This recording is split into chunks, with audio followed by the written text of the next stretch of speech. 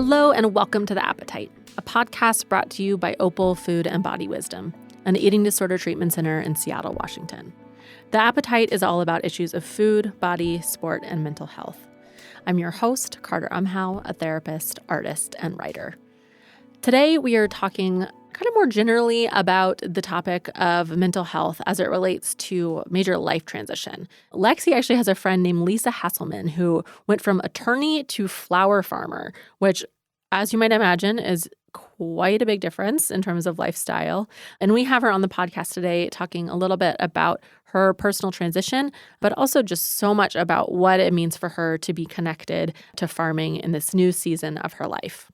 Lisa Hasselman is the farmer and owner at Forest Garden Farm on Vashon Island in Washington. Hi, Lisa. Welcome. Hi. Thanks, Carter. It's great to be here. It's so great to have you. I want to know a little bit about what the major life transition is that you have made. I feel like I went through a number of transitions at one time, but I guess the big ones were I changed my career drastically from an attorney to a farmer. Shortly after that, I became a mother, and during that, I gave up a lot of things that I think were making me unwell, like a lot of stress, cigarette smoking, and drinking, and so I made a big life change at about 40. What led you first into becoming an attorney, and then what moved you away from that? I think it was just I was ambitious.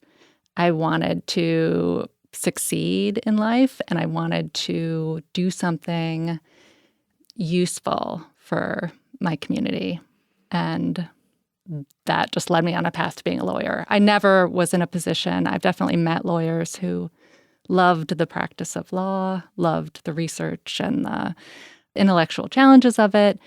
And although I told myself that I did, often trying to tell that story and why am I here, why am I a lawyer, I find it really a moving and important practice, but I never quite felt at home with it. I don't know something felt lacking when I was practicing. That being said, I miss some aspects of it as well. So, when was the seed planted in your mind that you wanted to start a farm? Just a few years before I made the major transition, I had started growing. My favorite job throughout my life was working grounds crew when I was in college.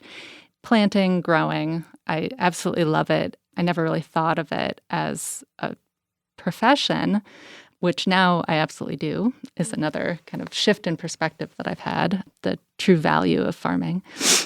But it was more when I was practicing law and I was becoming successful, but I really wasn't well. I wasn't taking care of myself. I was stressed all the time. I had a vision of like this separate life, and it had flowers, and it was very visual. It was just, I was driving around in a pickup truck, and I basically just decided to go for that vision. That sounds very simple. I'm imagining that it wasn't, but you're nodding like maybe it was. It's both very simple, and it was extremely stressful. I got shingles. Walking away from something that you work. It's very difficult to create a career. And, I had a corner office. I had just made partner. It was walking away from an idea of success. So it was just kind of letting go. It's very difficult to let go of all of that.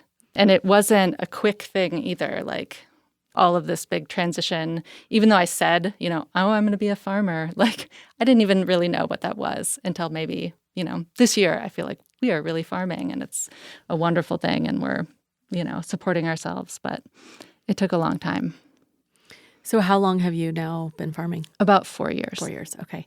So I would love to hear about what that transition was away from the stress and the burnout, and then suddenly you presumably have some land and you have a pickup truck maybe, and you're doing it. What and was a that? Big dog. A big dog. Yeah. What was that kind of settling down into something else like for you initially? Well, it's all mixed up because I was trying to get pregnant for a long time and wasn't able to. And then I left being a lawyer and I felt really unmoored for a while. But what kept me feeling like I was making the right decision was that, I had this vision that I could still work towards. I was going on a different path. So I had this other path I was working on, and it was farming. And we bought this great piece of land. We had done enough growing that we knew some basics, Some growing in some your growing home basics. away from the farm beforehand. We had a property that had a large garden. We had been growing there. And so we knew some things. We had read a lot of books. And one thing about farming is that agriculture has been practiced fairly poorly over the history of the human race. And so there's a lot of, new farmers that are doing things in new ways. And you don't necessarily have to have this long tradition of farming in your blood, because we have to, radically change the way we're doing it. So in some ways, it felt really great to be part of that kind of new revolution. It's not necessarily new. This has been going on for decades in some circles, but it's something that you can pick up. And although it's quite complex and intellectually challenging, it's, anybody can grapple with it, get in the dirt and start growing.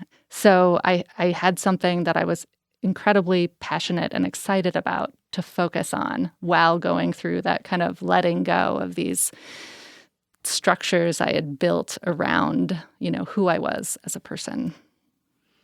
What did that look like day to day for you? Just getting up and getting my shovel or my loppers or my, whatever new farming tool I had found. I'm doing it with my husband, Chris. We're really doing the farm together, which is also a wonderful part of the transition, going from something. The practice of law really felt like I was doing it on my own. And this, I'm really, doing it as part of with my family. And, we would just kind of make these long lists of what we wanted to do, sky's the limit. And then, what we could get done, what were the highest priorities, and just getting out there and working in the dirt and in nature, which just really feels good every day. Have you noticed that it has changed parts of your way of processing things or your way of seeing things at all? Yes and no. Like, almost more surprising is I have very similar processes of my day. To be productive, I still do the hardest things first, and then I do the things that I want to do later in the afternoon when I have less energy.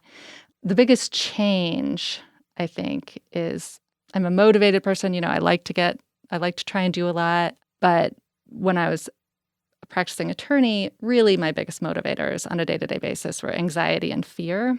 And so, my motivation was just to try and get through this really stressful, anxious thing that I had that day and then be done with it so that I could do the next thing. And then now I wake up at 4 a.m. and sometimes get up because I'm so inspired and excited about what we're doing that day. And I have so many things on my plate that, to try and farming is a lot of work. And I just want to be able to get all of those things done. It's a real motivator. And it just feels so much better to be motivated by inspiration than by fear. That is an incredible way to put it. Go ahead. And it's not all. That's somewhat oversimplified. It's true, but it's, I still have stress and there's still challenges. So, yes. Yeah, I can imagine there is. Yeah. And I'm curious about all the different details of farming and what the actual details day to day are of what it means to be a farmer. Yes. And at the same time, the fact that you have chosen something that, at least from the ground, no pun intended, the ground up, is something that has started from a place of inspiration and a vision in your head. Even feels like it would be a bit of a North Star every day. Yeah. In a different way than anxiety or fear would be, which sounds quite liberating. One of the questions that you guys had kind of forwarded me when we were thinking about this conversation was, why farming? And really difficult question. And I certainly don't speak for all farmers, because one thing is all farms are totally different from each other. You grow different things, they're set up differently, they have different priorities. They really can be totally different things. But farming and just being in nature in general, I feel like it gives me this sense of being part of a greater whole. I'm just this animal being in this place that I'm part of. And that's so much security somehow that it's like above and beyond what the connection to, just your day-to-day life and getting somewhere on time and all the stress of work and everything. We're all just part of this greater whole, which it's comforting. Yeah, it sounds like it actually positions you in a place that, again, sounds like it has more roots and has some ambition beyond maybe even the ego. To be able to be in touch with the earth is a really different thing as a human being. And, just the language you're using, the roots, the language we use to talk about these kind of deeper things, that are calming and comforting. A lot of them are nature-based because it's true. We're, so connected with nature and we're often so disconnected from nature. I know I lived in Pioneer Square and, worked at a law firm, and the little plant in my office really gave me a lot of peace. And just those little things can really bring a lot of peace. I'm staring at these flowers that I have here, and They're I just, stunning. The patterns in nature, even though there's wildness to it, there's structure, there's pattern, there's, a comfort in the order of it. So Lisa's brought this gorgeous bouquet that is sitting between us right now. It is full of oranges and pinks and greens. And I don't know what any of those flowers are. And I'd love for you to tell us about them, maybe a little bit about the process of growing them and what they mean to you. I would love to, because it's my clear obsession these days. So this bouquet, it's late spring, which is kind of a difficult time for flowers, but Washington really is one of the few places in the world that can grow flowers really well. And unfortunately, we import 80% of the flowers into this country, and only 20% are grown in the U.S. So there's a real need for local flower growers. And a shout out to all the farmers out there, flowers really add to your farm, not just financially, but also they bring pollinators. They bring beauty. So these are Iceland poppies, these kind of really delicate ones. And those are like this sort of, they almost look cantaloupe colored to me. Yes, there's, I saved the seed from some of my favorite colors last year, and now I've got this, really kind of blushy, peachy mix of them. I love those. And then, wild carrot flowers usually are in white. Which they look ones like are the wild carrot? They look like Queen Anne's lace Oh, is yeah. also a relative, right? Some varieties you can buy through seed have darker shades like burgundies and pinks and everything. And the structure of those are just really cool. This is a scabiosa seed pod, so it just looks like a star globe. There's just star these globe. wild shapes, and each one is like a beautiful piece of art that you can kind of lose yourself in. And a lot of, scientific studies have come out recently about flowers reduce stress, improve happiness. They improve workplace creativity. Let's see, I printed out all these studies because I'm like, I keep saying all this stuff, but I know, I want to know all about it. let's see, a long-term positive effect in mood, especially in seniors. They increase your social connection, your willingness to engage in social connections. Do you know why that is? So that is a great question. And this is totally anecdotal. This is me talking to other flower growers and thinking about some of these topics. And there might be, the definitive word out there, but I don't know it. But, flowers have been designed by nature to attract animals. Like they need pollinators. That's what they're there for. They're designed to make us happy and want us to come near them.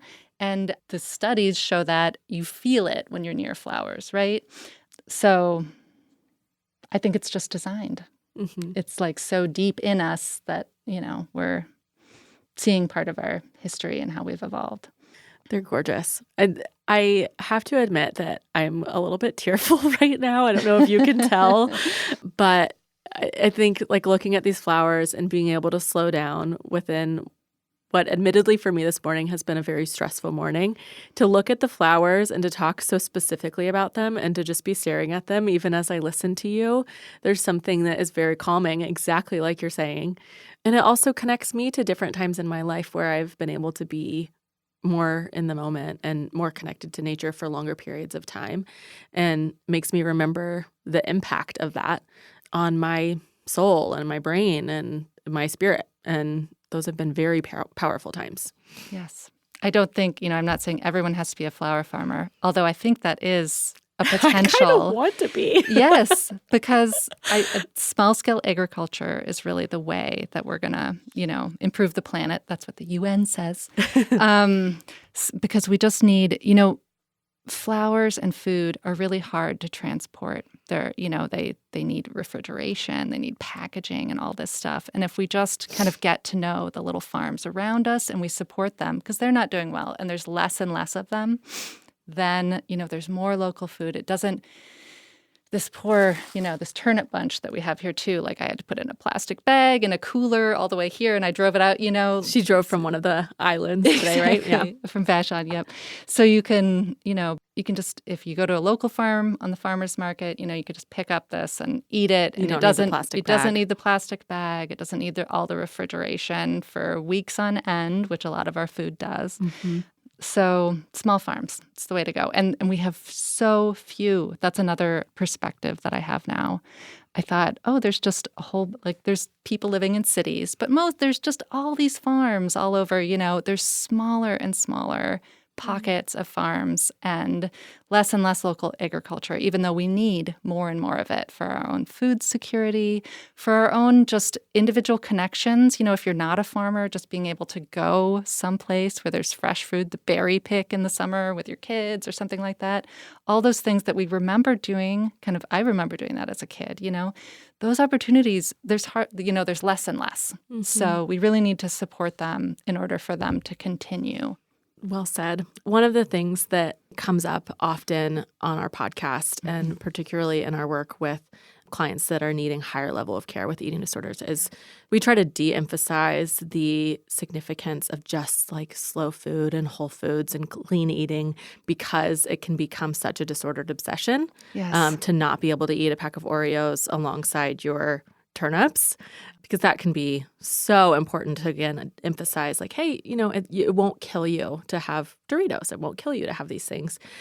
Given that, there's also something that's really refreshing to be able to hear about some of the psychological benefits today and the sort of spiritual benefits of this relationship to food that you have being a farmer, because it does bring something different. We've talked before about how certain processed foods, again, like the Oreo, you might have some childhood connection to them. Yeah. And that in and of itself can be such a life-giving thing to eat a food and go, this reminds me of coming home from school and dipping these in milk. In the same way that I hear you talk about the turnips and be like, I pulled this from the ground and now I can just bite out of it and eat it on my walk back to the house. I'm like, it's just so cool to get to be connected in that way. Yeah. And it feels like, actually, last night I had bought some strawberries at PCC, the local, I guess it's like a co-op in Seattle. Mm-hmm. And I had some amazing strawberries a couple days ago. So good that they were bleeding all over me. And I walked back to the store a couple days later and it's I need to buy 4 more pints. And so I hold all of them yesterday instead of just buying frozen berries, which I often keep in the freezer. I hold them all myself and then put them in last night. And though it took 20 minutes, there was something so distinctively different about what those 20 minutes offered me, where I was covered in juice and kind of dealing with all the different bits and cleaning process and everything. And the flavor. Amazing. Yes. And, I can't remember the guy who said it, but this New York restaurateur was saying, it's not, the true delicacies are not necessarily the hot cuisine of the time or whatever. It's, pulling a fresh carrot from the ground that you grew and snapping it. There's just something, and almost everybody can get, a pot and grow a little bit of basil. Herbs are really friendly I killed many plants in my day as a lawyer, in home. It's not, you don't have to be a great grower to have this experience of caring for a plant and then eating it. And I think there's also a huge amount of pressure on consumers to, I buy frozen pizzas. I still, the convenience is there. And I don't want to necessarily, I know it's not great for the environment, but, there's all this pressure to know where it came from and who, and are you buying the right thing or not? But you can almost simplify it more by just, making it part of your world to go to the farmer's market occasionally or find where is the farm that's closest to you and go to that farm stand. And if it's just kind of part of your routine, it reduces the amount of stress that you have to feel about picking the right things or eating the right things at the right time or eating seasonally. Like the only thing that's at that farmer's market is seasonal produce, seasonal local produce. I feel like it's a shortcut. We've made it out to be almost too much pressure to eat right, the right stuff but it's like, just go buy near you. That's one of our farm philosophies, is to try and sell what we grow as close to where we grow it as possible, which it's amazing. Like that seems so simple, but it's like so many farms aren't doing that. They're like boxing and shipping their produce and, and that's just adding to the packaging and to the wrong that we've kind of committed around food. Yeah. So for those that might not have access to local foods and might be in a food desert of some kind, or financially it can be so hard, for the day-to-day person, how would you suggest that they get a little bit of the kind of spiritual nurturing that we've talked about today, even if it's not through buying the food even or growing it themselves? Well, I'm still going to say growing it themselves. If they can get a pot, and growing some herbs or something, it really makes a difference. That is a great direct way to do it. But there are there's a lot of support around local food right now. I volunteer with our local Growers Association, and we raise money to give market buck or food coupons so that people that have barriers to eating healthy food can, go to the farmer's market or go to a farm stand with money. And, the WIC program, you can use your EBT to you can get double the amount at almost any farmer's market in Washington state now will double its food stamp or the SNAP benefits so that you can buy local food. So there are resources out there. I know sometimes those resources are more trouble than they're worth. So I'm not saying it's an ideal solution, but there are ways to try and get your hands on local produce. And I know that a lot of the farmers that I know, I really want to reduce food barriers. I want the food that we grow to be food for all. And we're working with the food bank. So we can sell all of our produce at retail, and we don't have enough of it. That's what small farms in King County, we just need to grow more. We don't have the labor. But the food bank, has to buy, they can buy really cheap produce shipped in from other places. And so they just got a grant to buy food from local farms like us, at a discount from us. So we're meeting in the middle so that we can get more of our food to the local food bank so it can get to local families. So people are working on these ideas. It's just, it's hard. And it's hard because another issue is, land ownership. Again, the wealthy are owning the land, which is, really important in order to produce food. So there's a lot of tricky issues involved as well with farming these days, but there's maybe too many to get into. Be off track. But that's a really important topic, is how do we get the food to the people? Yes. Do you guys want to try one of these turnips? So these are hiker-eye salad turnips. Hiker-eye salad turnips? Yes. Okay. So they're great fresh. You can also stir-fry them. I definitely recommend this as a food for kids. Okay. They're yummy. They're not spicy like radishes as much. There's a little bit of that. I can smell a little spice. Yeah, my 2.5-year-old walks around the farmer's market eating these. So. Okay, I can't wait. They're so good. Right? They're kind of sweet. And they got a lot of water. They're really good on a hot day because they have that moisture. I actually love how spicy they are, but they're sweet. Yeah, they have a little bit of that. These are the first ones we pulled out of a new bed, but and we have the turnips, of course, attached to the turnip greens as they grow normally. Yeah.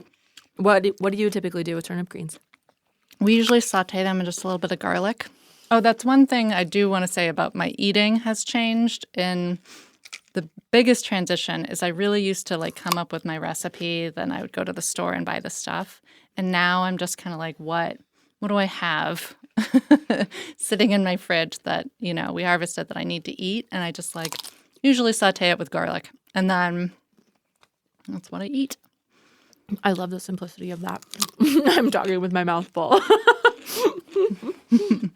Thank you so much for sharing this with me. Okay. I'm going to finish chewing. Yeah. And then hear from you, Lexi. Those are amazingly spicy. I know, they're so good. They're At like first really you guys said spicy spice, now? and I said, They're what? not- And I then, mean, yeah. and then They're spicier than I thought they would be. So that's great. You know, there's variation. They have like a little bit of that initial spice that a radish has, but then it mellows out and it's sweet. But as I'm getting closer to the root, it's getting spicier. Spicier. Okay. did not think I'd be able to get into that, but it's good. I love it. Oh, Yeah. yeah. Yeah. You're a comfort food girl. Veggies, what? Hi. Hi. Yeah, so Hi. I wanted to come in and share some reflections about how I've experienced Lisa's changes over the last many years. We've been friends since 97, we figured out. And I want to speak to the power I think that you've had on those around you based on the change you made in your life. And we saw you in the stress of all of that. We were aware of what you were going through, and then to see you make this big change into your life, and then to sit and listen to you on the podcast talking about the details of the flowers in such a inspired, excited way. It's really, really neat to watch. And it does something to me and maybe to our listeners too. Just this, like, what could I connect to in my life? What am I missing that I'm not living into? What would be scary to change, but would offer me some vitality, some connection that I wouldn't otherwise experience. So I just want to say thank you for offering that to our community and also to our listeners. I appreciate you saying that. It's, I have learned a lot from this podcast, listening to it. And so that sounds great that if I could do a little back. But Yeah. Because I just don't, if we don't see people in our actual worlds who are making changes, it's almost like it doesn't feel, it's not an option or it's not possible. And it's when you witness people doing what didn't seem like even an option, that you feel like doors open that wouldn't otherwise. I think that's one of the impacts of being so burnt out too, or having a job that includes that much stress, is that your world gets narrower and narrower, and your mind maybe gets narrower and narrower as you're so burnt out. yes. To be able to notice the slight spark in you that says, oh, if only I was dealing with flowers and driving around in a pickup truck. It seems like a window into a path out, or a world outside of the day-to-day burnout. And I think I've been through changes like that in my life too, where I've been really depressed or really burnt out, and that slight glimmer has been the thing that I have been able to hold on to and go, okay, there's some part of me that's still kicking here. So let me follow that and trust that maybe it will give some more life back to me, and I'll be more in touch with who I want to be and feel most comfortable being. Not comfortable in a non-challenging way, but it fits better in a way. Trusting that. I think that's a really good. I'm not sure that I trusted it when I dove off the deep end, but I must have, and that I think that's really important for people to trust what is inspiring them as, a way forward in life. Yeah. And I think I've said this before because I'm such a believer in it, but everybody gets so excited about different things. Yeah. And so the fact that you got excited about a pickup truck and flowers is maybe not what I would get excited about or what Lexi would get excited about. I happen to have a lot of overlap with it in terms of the inspiration. But if someone gets excited about astronomy, or if somebody gets excited about, nosediving into criminal justice, I don't know. Okay. Yes. Follow that. That's something really specific to you. And I know when I started as an attorney, I remember I would do these classes that I would do, and I would tell people, you want to work with people who like what they do. It's more pleasurable for everybody, and they are a better teacher of it. And, I just stopped really being passionate about what I did because I was so burnt out. And so you're not doing as good of work as you could be doing if you're not following that inspiration. Yeah. Permission to follow your longings. Absolutely. Yeah. Well, thank you so much Thank for being with us and for bringing parts of your farm to the table today, too. It's really cool to be able to have greenery and food and flowers on the table between us and to be able to get sort of a window into your world. Thank you. Yeah, for anybody who wants to come out to Vashon, we're at Forest Garden Farm on Vashon Island. I'll have to come. Yeah, you'll have to. Thank you so much. Thank you. Thanks, Lisa. Mm-hmm.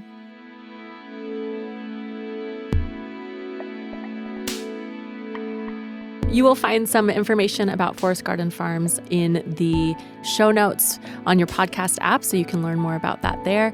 And if you want to learn more about Opal generally, you can find us at opalfoodandbody.com to learn more about programming, etc. And if you want to follow along with the podcast, first of all, make sure you subscribe so you know when our next episodes are out. We release weekly, and you don't want to miss one. Thank you so much to Jack Strahl Cultural Center for sound engineering, to Aaron Davidson for the Appetite's original music, and to Hans Anderson for editing. Join us next time. Bye.